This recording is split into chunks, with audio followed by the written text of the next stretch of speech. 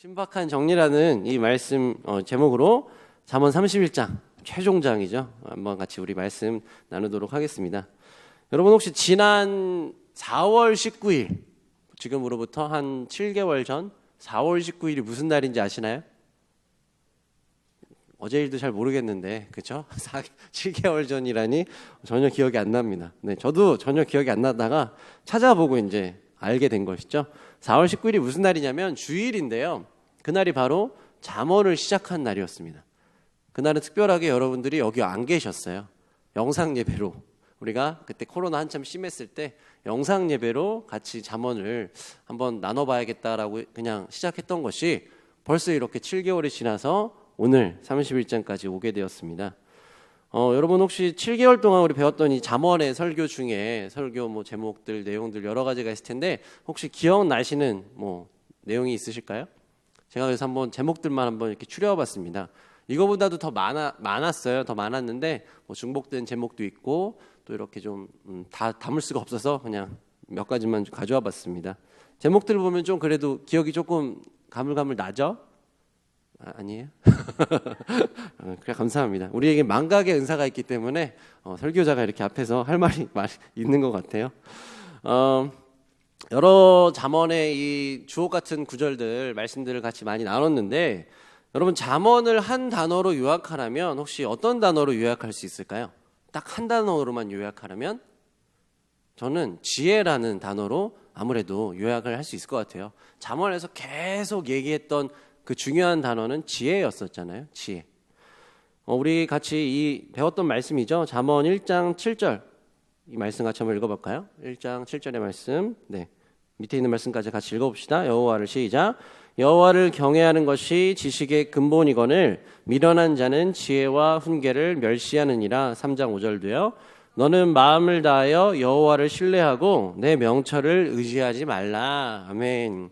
앞쪽에서 배웠던 말씀이지만 너무 유명한 말씀이고 또 계속해서 반복됐던 그런 말씀이에요. 한 문장으로 요약하면은 하나님의 이 말씀, 지혜를 의지하고 너의 명철, 너의 머리를 의지하지 말라. 이렇게 한 문장으로 정리할 수가 있을 것 같습니다.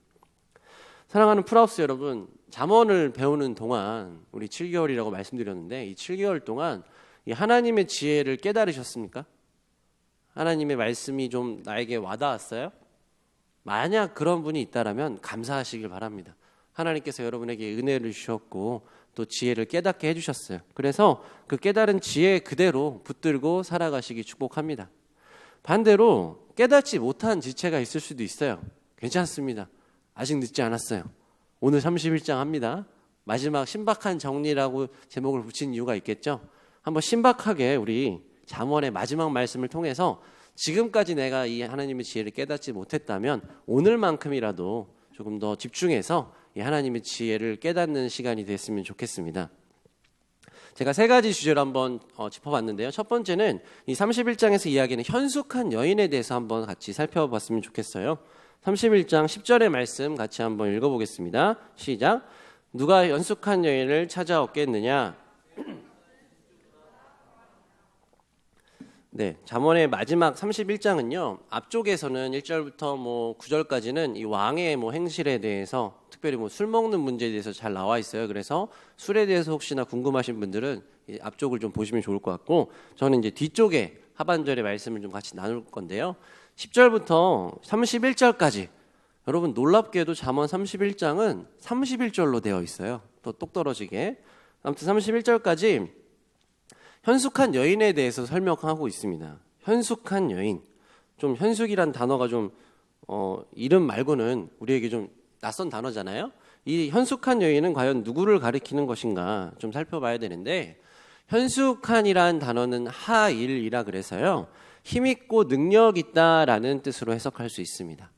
현숙이라는 좀 이렇게 단어를 들어봤을 때는 왠지 뭔가 현명한 쪽 지혜로운 쪽 이런 좀 뉘앙스가 느껴지는 것 같은데 현숙이란 단어 원어를 살펴보니 그게 아니라 그쪽보다도 현명 쪽보다도 유능한 쪽 이렇게 좀 능력이 있는 쪽으로 해석하는 게 더 바람직한 것 같습니다. 그래서 이 현숙한 여인 이퀄 했을 때 유능한 여인, 능력 있는 여인 이렇게 보셔도 괜찮을 것 같아요. 저는 현명하고 유능한 여인이라는 말을 들었을 때 요즘에 그냥 여자분들, 자매분들 생각해 봤을 때 저는 이분이 가장 먼저 좀 떠올랐어요. 누구신지 아시죠? 누구예요? 시네라 씨죠? 맞습니다. 오늘의 제목의 주인공, 이 신박한 정리란 또 프로그램 보신 분 있으신가요? 네, 몇 분 계시네요. 네, 신박한 정리라고 그 집을 정말 깨끗하게 정리해주는 그런 프로그램이잖아요. 그래서 이 시네라 씨가 이제 갑자기 떠올랐는데, 여러분 지금 이 장면은 어떤 장면이냐면 오른교회에서 지금 진행하고 있는 끝났는지 모르겠어요. 다니엘 기도회라고 혹시 아시나요? 21일 동안 다니엘 기도회라고 해서 전국의 교회들은 다 영상으로 지금 같이 참여를 하고 있고요. 오른교회에서, 서울에 있는 오른교회에서 같이 이렇게 기도하는, 21일 동안 기도하는 그런 기도회가 있습니다. 그 중에 지난주에 강사로 나오셨더라고요. 제가 그래서 그 한 장면을 좀 캡처해서 잠깐 보여드렸습니다. 여러분, 이분이 왜 이 오른교회 그 강사로 나오셨냐면, 이분은 집사님이세요. 크리스찬입니다. 그래서 제가 그냥 얼핏 듣기로는 그때 자녀 교육에 대해서 이렇게 좀 얘기했던 것 같은데, 아무튼 이분의 가치관이라던가 이분의 이 세계관은 정말 기독교적 마인드가 정확하게 이 바탕이 되어 있는 그런 분이라고 할 수 있습니다. 제가 이분이 그냥 연예인이고 유명하기 때문에, 또 뭐 당연히 뭐 돈도 많이 버셨겠죠. 그리고 또 집사님이시고 뭐 어떤 이런 기독교적 세계관을 갖고 있기 때문에 이분은 참 현숙하다 이렇게 생각했느냐, 그게 아니라 이분이 이야기한 그 메시지 속에서, 이분의 이 평범한 이야기 속에서 이분이 참 현명하다라고 느꼈던 것 같아요. 제가 그 장면을 잠깐 보여드리고 싶은데 같이 영상 잠깐 보고 진행해 볼까요? 네.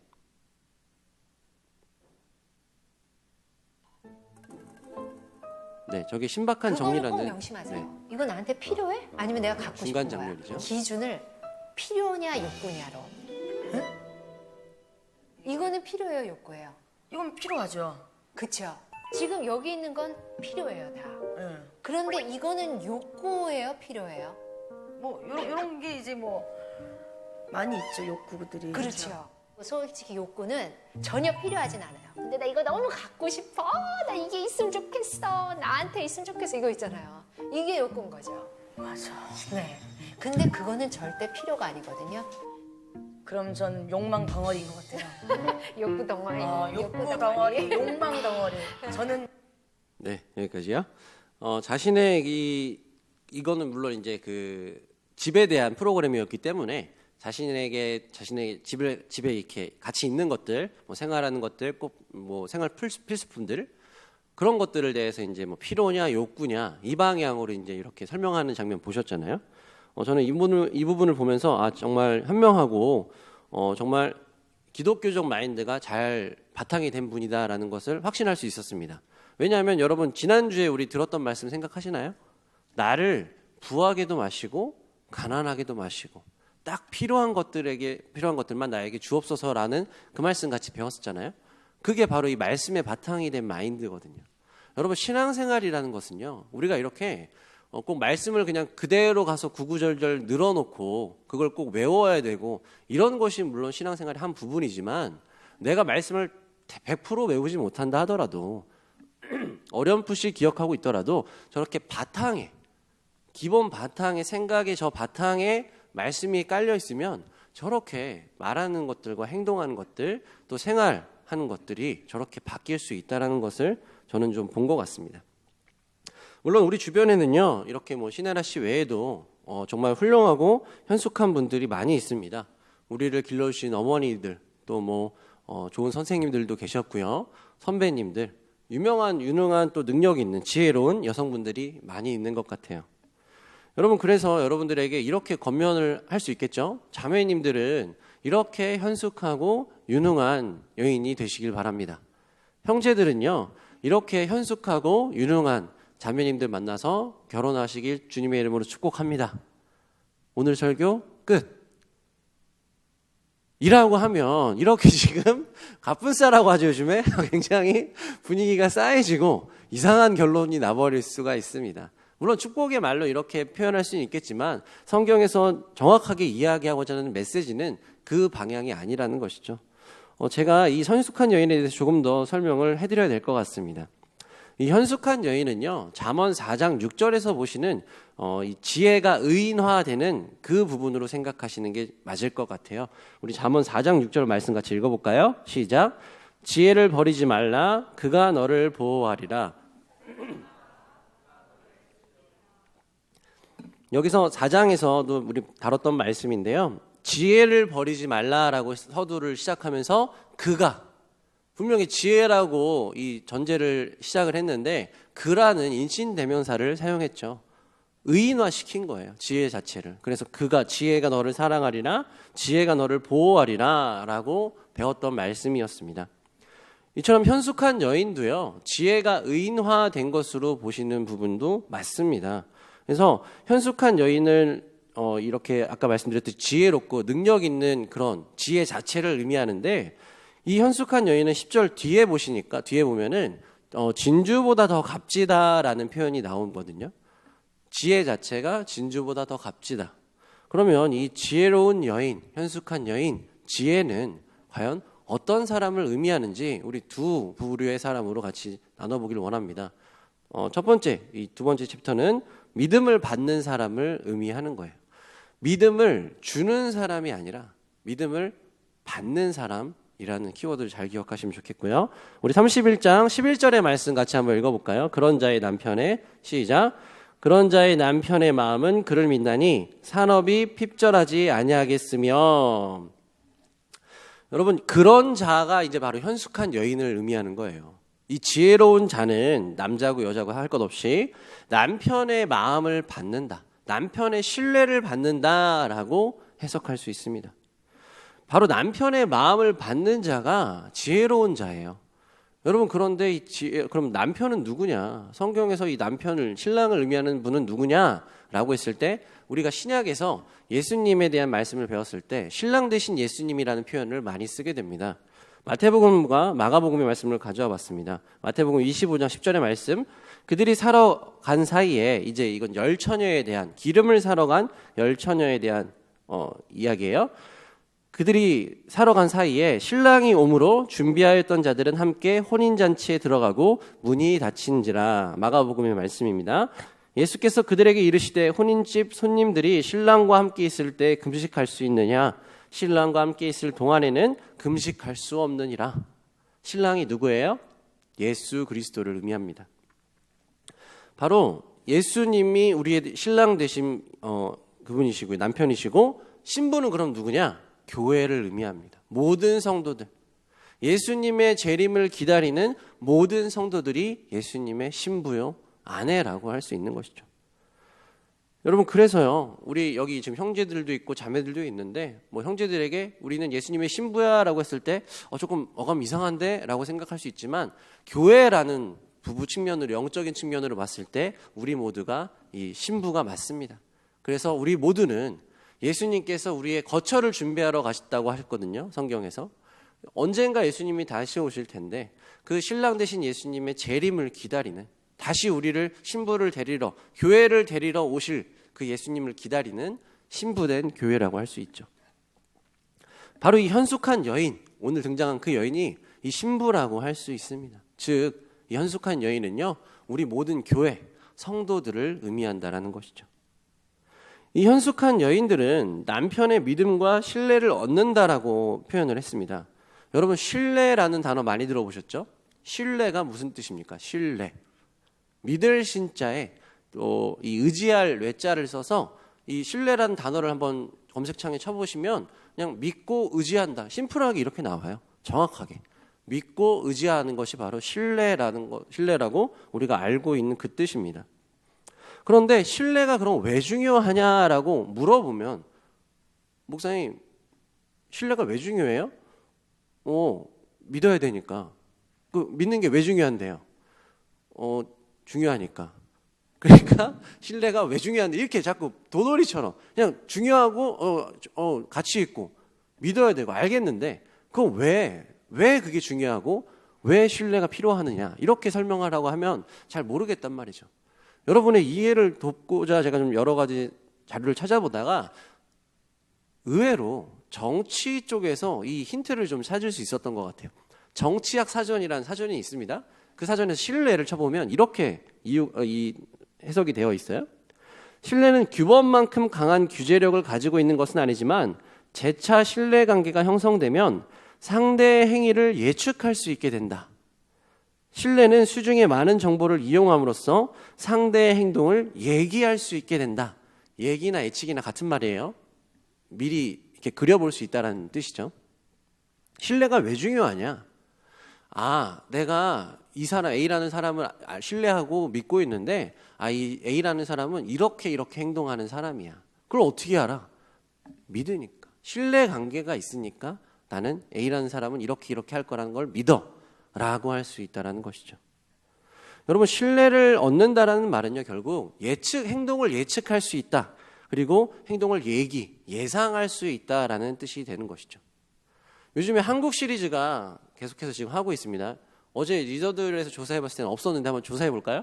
여기 NC나 두산 팬이다 나. 그래요. 평택에는 없는 걸로. 야구 자체를 우리가 안 좋아하는 건지 모르겠지만 한 분 정도는 있을 것 같았는데 그래요. 나 야구 좋아한다. 한 명 정도. 야구 자체를 안 좋아하는 걸로 판명이 났습니다. 그래요. 알겠습니다. 우리 프라우스는 야구를 안 좋아하는 걸로 제가 오늘 확실히 알았어요. 한국 시리즈가 지금 우리 관심 없지만 그냥 진행되고 있으니까 한국 시리즈가 진행되고 있는데 투수가 공을 들고 딱 마운드에 섭니다. 그래서 와인드업을 해서 공을 던져요. 자, 이 공은 어디로 날아갈까요? 우리가 야구 안 좋아해도 너무나 알고 있는 그 사실. 어디로 날아가요? 포수의 글러브로 날아갑니다. 우리가 NC 팬이든 어디 팬이든 상관없이 그거는 지극히 보편타당한 사실이자 신뢰라는 거예요. 신뢰. 예측이 가능하다는 것이죠. 근데 투수가 포수의 글러브로 공을 던져야 되는데 때때로 공이 미끄러져서 데드볼이 나올 때가 있잖아요. 특별히 막 머리 위로 요즘에 날아가면 요즘 어떻게 되는지 아세요? 옛날에는 이렇게 경고라든가 막 벤치 클리어링 일어나고 이랬는데 지금은 그런 게 없어요. 그냥 바로 퇴장입니다. 투수가 처음에 첫 공을 던지는 거예요. 첫 공을 던져서 이제 계속 공을 던져야 되는데 첫 공부터 타자의 머리로 날아갔다. 그 투수는 그냥 바로 아웃입니다. 그 게임은 못 들어와요. 요즘에 이게 룰입니다. 왜요? 신뢰를 깨트려 버렸거든요. 타자는 공을 치려고 있는 사람이지 공을 맞으려고 있는 사람이 아니거든요. 마찬가지입니다.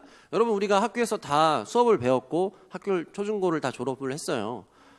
학교에서 약간 이렇게 잠깐 예상을 해보면 선생님이 딱 이렇게 강대상에 섰습니다. 칠판에 섰어요.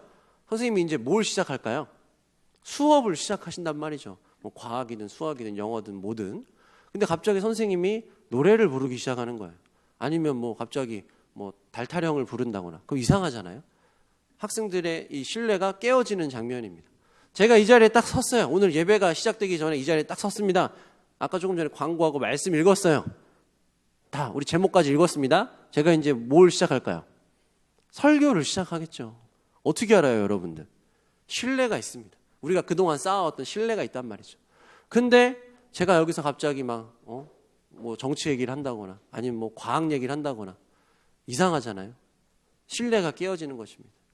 여러분, 이렇게 신뢰는요, 특별히 여기 말씀에서 이야기하고 있는 남편의 신뢰를 얻는다라는 것은요, 하나님의 신뢰를 얻는다라는 말과 같습니다.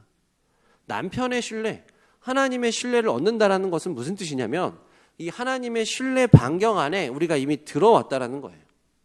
그래서 이노라는 사람을 봤을 때는 최이노 내 자녀는 이런 반경으로 움직이는 내 자녀야, 내 아들이야. 하나님께서 그렇게 믿어주신다고요. 그런데 문제가 있습니다. 이 문제가 뭐냐면 우리는 하나님의 이 신뢰 반경 안에서 여기서만 생활하면 이 안에서 생각하고 행동하고 살아가면 아무런 문제가 없는데 우리는 이 행동 반경을 너무도 쉽게, 제가 가끔이란 표현을 쓰려다가 좀 찔려서 가끔을 빼버렸어요. 가끔이 아니죠. 너무 쉽게 시시때때로 너무 자동적으로 이 신뢰 반경을 넘어다닌단 말이죠. 예배 드릴 때는 다시 들어왔다가 다시 그냥 일상으로 돌아가면 다시 나가고. 이게 우리의 모습 아닙니까? 저의 모습이기도 해요. 여러분, 그러면 이 신뢰 반경을 넘어가게 될 때는 언제인가? 이때가 너무 중요하죠. 이걸 깨달아야 되는 거예요. 이게 언제예요? 바로 나의 명철을 의지할 때입니다.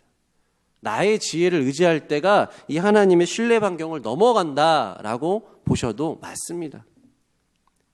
마태복음 5장을 보시면요. 25장을 보시면 주인이 길을 떠나기 전에 3명의 종에게 달란트를 주는 장면이 등장합니다. 그래서 제가 그냥 임의대로 편하게 부르기 위해서 앞에서부터 1번, 2번, 3번 종이라고 제가 그냥 편하게 지칭을 할게요. 자, 1번 종에게는 5달란트를 줬고요. 주인이. 2번 종에게는 2달란트, 3번 종에게는 1달란트를 주고 떠납니다. 그리고 나서 그 중요한 키워드가 그 다음에 나오는데 오랜 세월 후에 주인이 돌아옵니다 라는 표현이 나와요.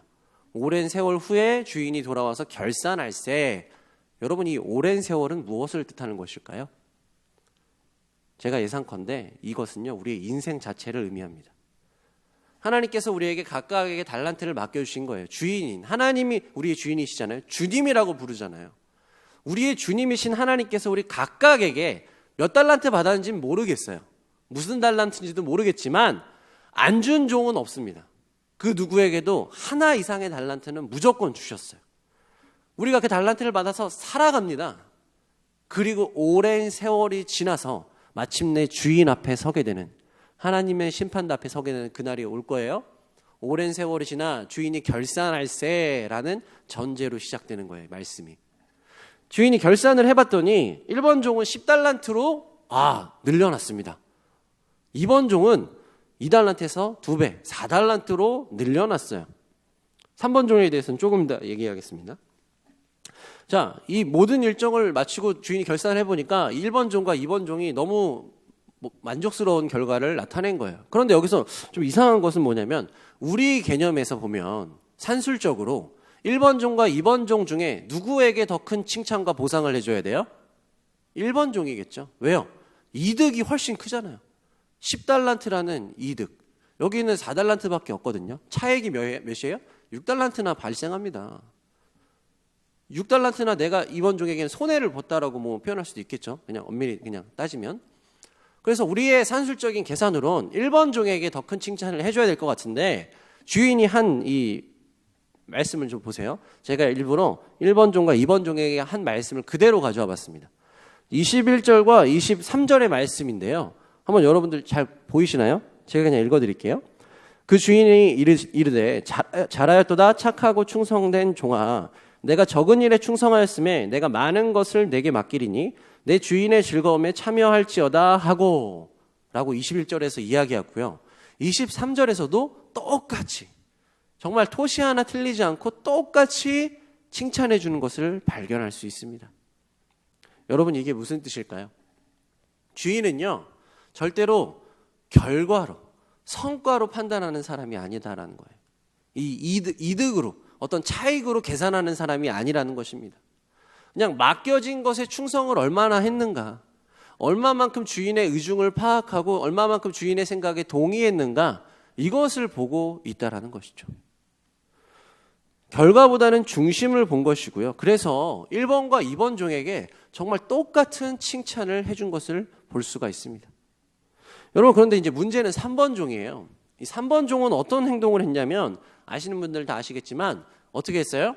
1달란트 받은 것을 땅에 묻어놨습니다. 왜요? 이 종의 이제 표현을 빌자면 두려웠던 거예요. 내가 할 수 있는 것이 하나밖에 없네, 2달란트밖에 없는데, 이거 주인이 내가 만약에 뭘 하다가 이거 혹시라도 마이너스 되면 어떡하지? 하나 남은 것마저도 다 잃어버리면 어떡하지? 라는 생각이 있었던 것 같아요. 여러분, 그래서 이 3번 종은 땅에 묻어두었다가 주인에게 그대로 돌려드렸습니다. 여러분, 이 판단을 누가 했어요? 주인이 시켰습니까? 아니죠. 3번 종이 스스로 판단한 거예요. 여러분, 이 3번 종, 주인의 의중은 전혀 관심이 없고 스스로의 머리와 스스로의 판단을 믿었던 사람입니다. 자, 이 3번 종이 주인에게 하는 궤변을 한번 들어볼까요? 현대인의 성경으로 여러분들의 이해를 돕고자 현대인의 성경으로 가져와 봤습니다.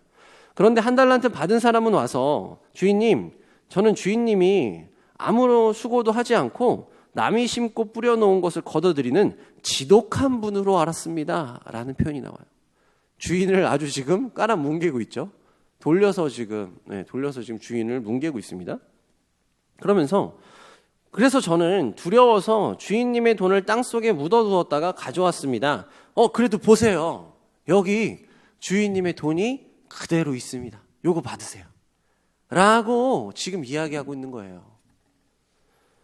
여러분, 조금 전에 말씀드렸죠. 만약에 3번 종이 한 달란트 가지고 무엇이라도 하려고 노력했다가 뭐 잘 안 될 수도 있겠죠. 뭐 이등이 나면 좋겠지만, 성과를 내면 좋겠지만 그러지 못할 수 있는 확률도 있습니다. 어제도 우리 리더들 중에 임용고시 보고 온 지체들이 있어요. 그래서 오늘 또 이렇게 교회를 생각하는 마음으로 우리 오늘 영상 예배로 대체하는 지체들도 있습니다. 여러분들 그 리더들에게 생각날 때마다 기도해 주시고요. 아무튼 임용고시를 보고 왔단 말이죠.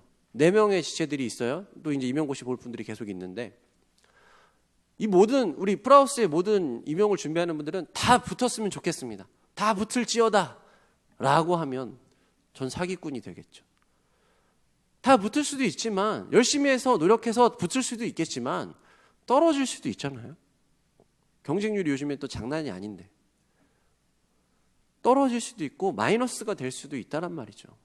여러분, 이럴 때 우리는 이 3번 종처럼 그렇게 행동할 수도 있다라는 것입니다. 이거 받은 거 이것마저도 날려버리면 안 되니까 우리 주인은 지독한 사람이야. 돈을 되게 좋아하고 뭔가 이득이 나야 될 것 같아. 그래서 이걸 그냥 그대로 돌려드리자 라고 스스로 판단하는 거예요. 이게 무슨 말이냐면 주인을 완전히 깔아뭉개고 주인을 이 종의 표현처럼 완전히 악독한 사람으로 만들어버렸다는 것입니다. 차라리 이 종이 이걸 하다가 날려버려서 주인에게 와서 주인님, 제가 이거 한 달란트 가지고 이거를 해보려고 했는데 죄송해요, 망했습니다. 용서해 주세요. 그럼 주인이 뭐라고 했을까요? 저는 칭찬해 줬을 것 같아요. 잘했다, 충성된 종아. 내가 너에게 한 달란트밖에 안 줬는데 네가 그걸 가지고도 뭐라도 하려고 이렇게 노력을 했구나. 열심히 했구나. 비록 남은 것은 없지만 너는 내 의중을 알았으니 너도 주인의 즐거움에 참여할 것이다 라고 칭찬해 줬을 것 같아요. 그런데 이 3번 종은 스스로 판단을 했고요. 스스로 판단했다라는 것이 무슨 말이냐면 주인의 신뢰를 날려버렸다는 뜻입니다. 주인의 신뢰 반경을 넘어서 버린 거예요. 스스로 벗어나 버렸습니다. 이 악하고 게으른 종, 무지한 종에게 주인이 한 말, 무시무시한 말이 있죠. 그때 주인이 이렇게 대답하였다. 악하고 게으른 종아, 내가 나를 그런 사람으로 생각했느냐? 너 나를 그런 사람으로 봤어? 네가 나를 악독한 사람으로 판단했어?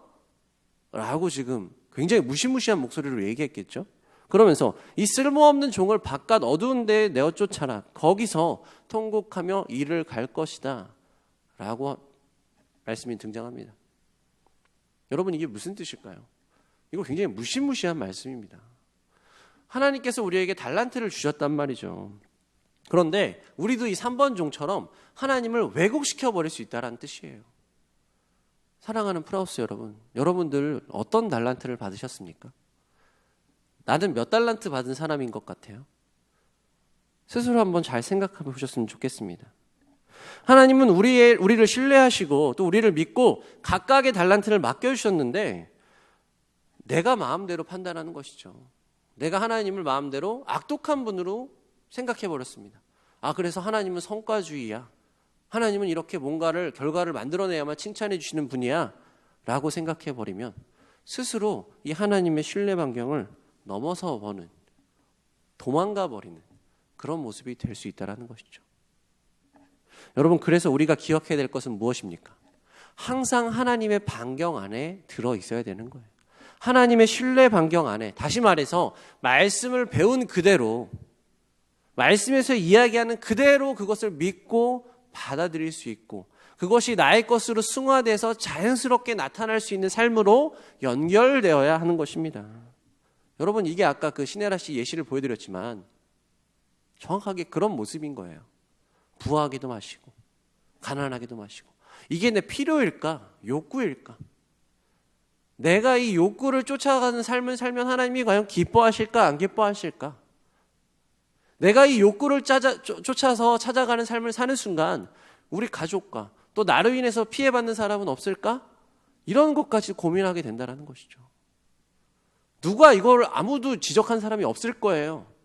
그런데 그것을 어떻게 깨달았을까요? 말씀으로 깨달은 것이죠. 말씀으로. 하나님의 신뢰 안에서 살아가는 삶, 말씀의 이 바운더리 안에 있는 삶, 그런 삶을 살게 되면 마침내 우리는 이 세 번째 주제죠. 선을 행하는 사람으로 살아갈 수 있게 됩니다.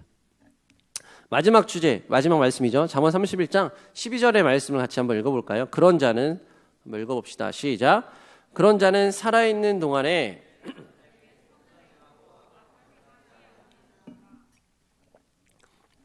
여기서 첫 번째 전제로 살아있는 동안에라는 기간이 등장합니다. 여러분, 이것도 마찬가지예요. 우리의 인생 전체를 이야기합니다. 예수님이 오시기 전까지 그날 살아있는 동안에 그의 남편에게 선을 행한다라고 했어요. 여기에 정말 놀랍게도 원래는 저밖에 없었어야 되는데 결혼한 사람이 여기에 놀랍게도 두 커플이나 있습니다. 원래 한웅 미래에 이제 부부만 있었었는데 오늘 하늘자매가 또 오면서 결혼한 사람들이 이렇게 두 가족이나 생겼어요. 여러분 아직 이제 여기 그 외에 나머지 우리 청년들은 언젠가 결혼하시겠지만 그냥 우리가 뭐 옆에서 가족들 또 뭐 많은 데서 봤잖아요.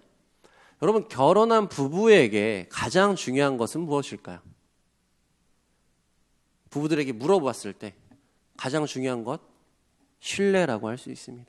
믿음이죠. 서로에 대한 믿음. 남편은 부인을 믿고 부인은 남편을 믿는 것입니다. 서로 감시하지 않아도 뭐 CCTV를 달지 않아도 우리 남편은 나가서 일한다고 하면 나가서 일할 거야. 우리 아내는 집안에서 일을 하고 또 일하러 간다고 하면 일하러 갈 거야. 믿고 있는 것이죠. 친구를 만난대요. 그럼 친구를 만나겠지 라고 믿어주시는 것입니다. 작은 의심이 시작되는 순간부터 그 의심이 정말 정말 말도 안 되는 결과로 이루어질 수 있습니다. 그래서 의심 자체를 없애버리고 100% 완벽한 신뢰를 가지고 있는 것이 부부가 첫 번째로 지녀야 될 덕목이라고 할 수 있는 것이죠. 여러분 하나님과의 관계도 마찬가지입니다. 우리가 잘 외우진 않지만 이 성경책에서 항상 볼 수 있는 계명이 있습니다. 10가지 계명. 무슨 계명이에요? 10계명이죠. 성경 앞뒤에 있는 그 10계명. 여기서 10계명을 보면요. 하나님이 무엇을 중시하시는지 확인할 수가 있는데 여러분들이 한번 읽어볼까요? 제1은 시작. 제1은 너는 나 외에 제2는 제3은 제4는 네, 감사합니다. 여러분 1계명부터 4계명까지 이 10계명 중에 앞쪽에 자리하고 있는 이 4가지 계명은요. 모두 다 하나님과 관련된 것입니다. 모두 하나님과 관련된 약속이고 이것을 통해 하나님은 무엇보다 신뢰를 중요하게 생각하는 분이시구나 라는 것을 깨달을 수 있다는 것이죠. 이 안식일을 거룩하게 지키라 다음에 이제 우리 인간들에게 필요한 부모 공경 이런 것들이 이제 나오는 것이거든요. 여러분 이 신뢰를 그러면 하나님이 정말 신뢰를 중요하게 생각하시는 분이시고 하나님을 배신하지 않는 하나님과의 관계가 깨어지지 않는 것을 너무너무 중요하게 생각하는 분이신데 그러면 우리가 이 신뢰를 지키기 위해서 어떻게 살아가야 되는가? 여기까지 나와야 되는 거예요. 어떻게 살아가야 될까요? 쉽습니다. 아까 마지막 주제로 제가 잡아드린 거 있잖아요. 선을 행하는 삶. 하나님 안에서 하나님의 신뢰 반경 안에서 선을 행하는 삶을 살아내는 거예요. 얼마나 쉽습니까? 아까 우리 대회에서도 그 말씀 배웠었잖아요. 착하고 의로움과 진실함으로. 이것이 바로 선을 행하는 삶이에요. 근데 말은 너무 쉬운데 그 말처럼 잘 안 된다는 것이 우리의 현실입니다. 톰 라이트의 그리스도인의 미덕이라는 책이 있습니다. 이 책의 한 부분을 소개해드리고 싶어요. 당신이 교회 다닌다는 이유로 당신이 회심했다는 일로 당신이 스스로 노력하지 않아도 친절과 온유함 같은 자질이 저절로 생길 것으로 기대한들 아무 소용이 없다. 결단을 내린 뒤에는 그러니까 이 결단이라는 것은 하나님 안에서 예수 그리스도를 믿고 선하게 살기로 결단하는 거예요. 결단을 한 뒤에는 계속해서 그렇게 실행하는 습관을 길러야 한다. 노력해야 된다라는 말이죠. 습관을 길러야 하는 것입니다. 사랑하는 프라우스 여러분, 바로 이것이 우리가 끊임없이 예배드리고 끊임없이 말씀 읽고 끊임없이 기도하는 이유인 것입니다. 우리가 성경 말씀 배우는 것이 뭐 매해마다, 매년마다 새로운 말씀이 막 탄생하나요? 전혀 듣도 보도 못한 말씀이 새롭게 막 다가오는 것입니까? 그렇지 않잖아요. 우리 뭐 아까 제가 달란트 비유도 잠깐 말씀드렸지만 어디선가는 들어봤던 말씀이란 말이죠. 현숙한 여인이요? 이 키워드 어디선가 분명히 들어보셨을 거예요. 하나님의 지혜 너무나 많이 들었던 키워드입니다. 우리가 너무너무 많이 들었던 말씀이란 말이죠. 근데 그럼 왜 다 알고 있는 말씀이고 이미 들어서 배우고 익히고 했던 말씀인데 예배 시간이요? 매주마다 똑같이 이렇게 예배를 드리는 것이 성인들이 왜 이렇게 말도 안 되는 일을 하고 있는 것입니까? 남들이 볼 땐 말이 안 될지 모르겠지만 불신자들이 봤을 땐 정말 이상한 행동일 수 있을지 모르겠지만 이것이 우리에게 의미가 있기 때문이죠. 그게 무슨 의미예요? 하나님 앞에서 거룩하게 살아가는 것, 하나님 앞에서 선을 행하고자 살아가는 그 연습, 하나님을 높여드리는 그 시간, 우리가 이 모든 것을 이 예배 시간과 기도 시간, 경건 활동 안에 담고 있는 것입니다. 여러분, 이렇게 선한 습관을 기르고 선한 사람으로 살아가려고 하는 노력, 이것을 계속해야 되는데요. 언제까지 해야 되는 거예요? 사는 날 내내 해야 되는 것입니다. 아까 전제가 뭐라 그랬어요? 기간을 말씀드렸잖아요. 살아있는 동안에 선을 행하는데 여러분들의 목숨이 이 땅에 붙어있는 한 지긋지긋하더라도 이것을 항상 날마다 새로움으로 감사함으로 받으면서 선을 행하는 삶을 살아가야 되는 거예요. 왜요? 그것이 바로 하나님의 뜻이기 때문입니다. 교회에서 얘기했기 때문에, 목사님이 얘기했기 때문에 그것이 아니라 하나님이 말씀하셨기 때문인 거예요. 여러분, 그래서 이 잠언 31장 12절의 말씀처럼 살아있는 동안 이것이 계속되어야 되는데 이것이 참 어렵단 말이죠. 참 힘듭니다. 지금 여기 이렇게 앉아서 예배 드릴 때, 말씀 드릴 때는 좀 이해가 되는 것 같아요. 근데 여기서 한 발만 벗어나도, 차를 타고 잠깐 집으로만 돌아가도 언제 예배를 드렸냐는 듯이, 아니 내가 말씀을 듣긴 들었나? 뭐 들었어? 라고 물어보면 기억이 안 납니다. 희한하죠. 지금 이 자리에서 듣고 있는데 이 자리만 벗어나면 내 머릿속에 지우개가 있는 것처럼 말씀이 사라져버려요. 왜 그럴까요? 내가 말씀을 들을 때 그만큼 거기에 내 마음을 담지 않기 때문이에요. 여러분, 연애를 할 때 사랑하는 사람이 그냥 툭 던진 말, 떡볶이 먹고 싶다, 예를 들어서 내 여자친구, 남자친구가 그런 얘기했다고 생각해 보세요. 첫 연애를 시작했을 때라고 가정해 보겠습니다. 그 말 한마디가 그냥 허투루 들려질까요? 어디에 좀 바닷가 가고 싶다, 이런 말 그냥 지나가는 말로 이렇게 사라질까요? 그렇지 않을걸요.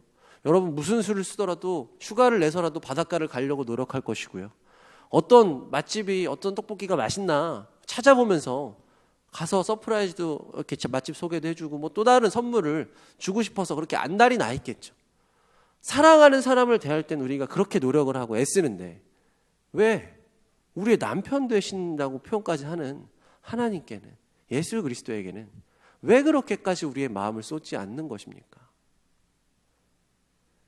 예수님을 닮지 않았는데, 예수 그리스도를 닮아가지 않았는데 어떻게 감히 내가 예수님의 제자요, 그리스도인이라고 표현할 수 있는 것일까요? 너무너무 아이러니한 현실 속에 살고 있습니다. 여러분, 그런데 낙심하거나 실망하거나 스스로를 자책하지 마세요. 모두가 그렇습니다. 심지어 그 사도 바울조차 본인의 마음 상태를 이렇게 적나라하게 기록해 놓은 것을 볼 수가 있어요. 로마서 7장 21절의 말씀 같이 한번 읽어볼까요? 그러므로 시작. 그러므로 내가 한 법을 깨달았노니 곧 선을 행하기 원하는 나에게 악이 함께 있는 것이로다.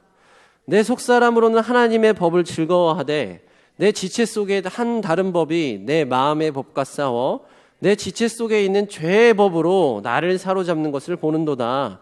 오호라, 나는 곤고한 사람이로다. 이 사망의 몸에서 누가 나를 건져내랴? 라고 한탄하고 토로하는 거예요. 지금 울부짖고 있는 것입니다. 바울이 울었다라는 기록만 없을 뿐이지 저는 이 말씀을 기록하면서 바울이 막 통곡했을 것 같아요. 얼마나 이게 마음속에서 막 분이 일어났을까요? 아니, 하나님의 말씀 너무 중요하고 예수님을 이미 만났거든요. 이 기적적인 체험을 통해서. 근데 예수님을 만났고 이제 정확하게 그 믿음이 들어왔는데 여전히 내 마음속에 한편에는 죄의 법이 그대로 있는 거예요. 예수님의 말씀과 하나님의 말씀을 따라 사는 삶이 여기 있습니다. 들어와 있어요. 이렇게 살아야 된다는 걸 알고 있습니다. 그런데 이 한켠에 있는 죄의 법이 끊임없이 이 하나님의 법을 밀어낸단 말이죠. 왜요? 이게 너무 피곤하거든요. 아까 말씀드렸잖아요. 손해보는 삶이란 말이죠. 아까 그 박나래 씨 표정 보셨어요? 신혜라 씨가 그 얘기할 때 이거 필요해요, 욕구해요 물어볼 때 전혀 이해할 수 없다라는 그 표정. 그게 바로 우리들의 마음입니다. 내 마음속엔 이 죄의 법이 가득 차 있었던 사람이었어요. 근데 이제 좀 예수 그리스도 믿는다 그래서 하나님의 자녀 됐다 그래서 여기 이제 말씀을 조금씩 심어놓고 있단 말이죠. 근데 착각을 하는 거예요. 완전한 착각입니다. 그게 무슨 착각이에요? 이 말씀이 이 안에 엄청나게 많다라고 착각하는 거예요. 말씀은 이제 막 심겨졌거든요. 이제 성인이 돼서 어렸을 때 주일학교 때는요, 여러분 밑작업 하는 거예요. 밑작업. 말씀에 대한 토양을 좀 닦아놓는 것뿐이지 여러분 초중고를 주일학교 보냈다 그래서 내가 말씀을 깨달았다? 어불성설입니다. 이제 좀 성인이 돼서 이제 좀 이 지혜와 명철을 좀 갖게 됐고 판단할 수 있는 근거가 있는 성인이 돼서 이제 말씀이 좀 심겨지고 있는 거예요. 이 좁쌀만한 정말 씨앗 같은 그 작은 말씀이 이제 심어지고 있습니다. 근데 나는 착각을 하는 거예요. 이 안에 이 심겨진 씨앗이 말씀이 이렇게 막 커가지고 뻥튀기가 돼서 나 이제 하나님의 자녀야.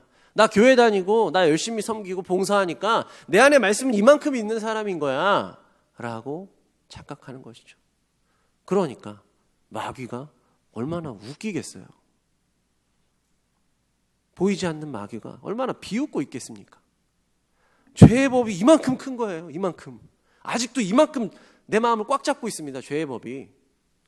근데 여기에 말씀이 조금 심겨졌다 그래서 내가 이것을 다 밀어낼 수 있을 것 같은 그런 착각 속에 빠져 있으니 얼마나 곤고한 인생입니까? 곤고하다라는 건요, 죽을 만큼 고통스럽다라는 뜻이에요. 여러분 곤고하십니까? 말씀대로 살아가는데 고통이 좀 있으세요? 내가 하나님의 자녀요, 그리스도인이라고 표현을 하고 있지만, 기도하고 있지만 내가 살아가는 일주일이 전혀 고통스럽지 않다, 전혀 근심이 없고 너무 무탈하다 라는 것은요, 여러분 착각하시면 안 됩니다. 반대로 얘기해서 내가 지금 말씀대로 살아가고 있지 못하다라는 반증일 수도 있는 거예요. 나는 그리스도인으로서 어떤 일주일을 살아가고 있습니까? 여러분들의 하루하루는 이 생명의 법과 죄의 법이 얼마만큼 싸우고 있어요. 스스로의 모습을 제발 돌아보시길 바랍니다. 여러분, 이렇게 선을 행하는 성화라는 이 표현은요, 성화는 한 번에 이루어지는 것이 아니에요. 우리가 오늘 이렇게 해서 말씀 들었다고 해서 잠언 이렇게 1장부터 31장까지 끝냈다고 해서 성화가 저절로 이루어진다? 아니다라 그랬잖아요. 아까 톰 라이트가 그랬잖아요. 선을 행하는 습관, 노력, 처절한 몸부림이 우리에게 뒤따라야만 겨우 이 씨앗이 죽어지지 않고 완전히 사라지지 않고 여기서 씨앗이 조금씩 싹을 틔우고 점점 커져 나갈 수 있는 거예요. 부단한 노력, 끊임없는 영적인 싸움이 내 안에서 일어나야 되는 것입니다. 그래서 우리가 이 예수 그리스도의 이름으로 말씀을 심었다면 이제 더 이상 나는 내 신분은 더 이상 죄의 종이 아니다, 나는 진짜 이제 천국 백성이다 라는 시민 의식을 확고하게 깨달았다라면 이제 아까 대예배 때 들었던 말씀 그대로예요. 시민으로서 살아가는 방법, 어떻게 하면 내가 천국 시민으로 살아갈 것인가, 이것을 하루하루 고민하시면서 기도하시면서 연습하시길 바랍니다. 부딪히시길 바랍니다. 이 영적인 싸움에서, 생명의 법과 죄의 법의 싸움에서 지지 마시길 주님의 이름으로 축복합니다. 이제 말씀을 마치겠습니다. 여러분, 세상에서 인정받는 사람, 세상에서 성공한 사람들이라고 하면 어떤 사람들이 떠오르세요? 보통은 돈 많은 사람, 출세한 사람, 뭐 시험에서 합격한 사람, 이런 사람들이 떠오르겠죠. 남들에게 인기 있고 우러러보고 모두가 존경할 만한 그런 인생. 여러분, 그런데 우리는 그것을 추구하는 인생들이 아니거든요. 우리는 하나님의 신뢰를 얻는 사람으로서, 하나님의 신뢰 반경 안에 있는 사람으로서 선을 행하는 사람, 이 안에서 선을 행하는 사람으로 살아가야 될 줄 믿습니다. 여러분, 근데 이것은요, 세상 사람들의 입장에서 한번 우리를 보는 거예요. 믿지 않는 불신자 가족들, 이웃 친구들, 이웃들의 눈으로 우리를 바라봤을 때 우리는 신박한 사람들입니다. 신기한 거예요. 참신합니다. 와, 저렇게 사는 사람도 있어? 저게 과연 맞을까? 와, 저 사람 좀 신기한데? 놀라운데? 대단한데? 이런 느낌을 줄 수 있어요. 여러분, 그런데 여기서 우리가 조심해야 될 것이 있습니다. 이 신기하고 참신한 감정, 신박한 감정이 일회성으로 끝나버린다라면 나는 그냥 그런 느낌을 준 사람으로 끝나버리는 거예요. 아, 뭐야. 좀 지나고 보니까 아니잖아. 아, 뭐야. 우리랑 똑같네. 처음에만 신박했구나. 라고 생각할 수 있게 되는 것이죠. 여러분, 이게 무슨 뜻일까요? 우리가 지금 3번 종이 되었다는 뜻입니다. 내 마음대로 하나님의 이름을 먹칠해버렸고요. 내 마음대로 하나님의 이름을 땅에 떨어뜨려버린 행동이 돼버린 거예요. 본의 아니게. 내가 의도하지 않았지만. 여러분, 그래서 우리는 깨달아야 합니다. 노력해야 되고요. 우리 청년부에서 자주 쓰는 말이 있어요. 분투해야 됩니다. 끊임없이 분투해야 되는 거예요. 하나님의 자녀로서, 그리스도인이란 이름으로서 살아가기 부끄럽지 않도록 노력해야 됩니다. 예수 그리스도를 주로 시인하는 우리 프라우스 청년부 여러분, 하나님의 신뢰 반경을 벗어나지 않길 축복합니다. 하나님께서 여러분들 한 사람 한 사람의 일거수일투족을 다 보고 계시고요, 다 계수하고 계신다 그러셨어요. 하나님의 신뢰 반경 안에서만 살아갈 때 우리가 자유함을 얻습니다. 세상 사람들이 손가락질하고 저 길 아니다, 그 길 아니다라고 아무리 얘기해도 하나님께서 얘기하는 길이 맞다라면 그 길로 가면 됩니다. 그 길 안에서, 이 반경 안에서 선하게 하나님의 뜻대로, 하나님의 말씀대로 그렇게 살아가시면 되는 거예요. 그러면 언젠가 여러분들의 날이 끝나는 순간 하나님 앞에 갔을 때 잘하였다, 충성된 종아, 잘했어 내 아들 내 딸아, 이제 나와 함께 즐거움을 누리자, 하나님께서 그렇게 칭찬해 주실 것입니다. 하나님의 전에 들어가는 그날까지 이 믿음의 선한 싸움을 끊임없이 감당해